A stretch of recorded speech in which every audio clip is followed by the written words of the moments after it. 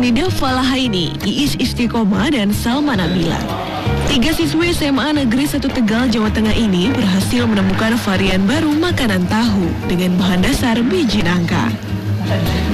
Ide membuat tahu dari biji nangka ini didasari dari keprihatinan banyaknya perajin tahu yang gulung tikar akibat mahalnya harga kedelai.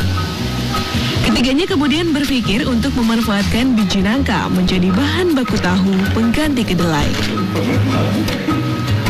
Selain relatif lebih murah, proses pembuatan tahu biji nangka ini juga lebih cepat karena tidak memerlukan proses perendaman. 500 gram biji nangka dapat menghasilkan 30 potong tahu. Proses pembuatan diawali dengan mencuci biji nangka lalu diiris menjadi beberapa bagian. Selanjutnya biji nangka direbus sampai matang.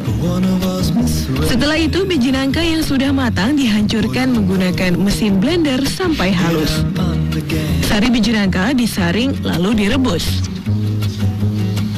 Saat proses perebusan, sari biji nangka dicampur dengan tepung terigu yang sudah diberi bumbu bawang putih, tumbar, dan garam.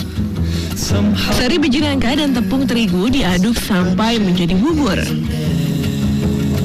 Proses selanjutnya, adonan biji nangka dituang ke dalam cetakan persegi panjang dan ditunggu sampai dingin. Jadilah tahu biji nangka yang masih mentah. Untuk pewarnaan, tahu direndam ke dalam air saripati kunyit selama kurang lebih 15 menit. Lalu tahu biji nangka siap untuk digoreng dan siap disantap.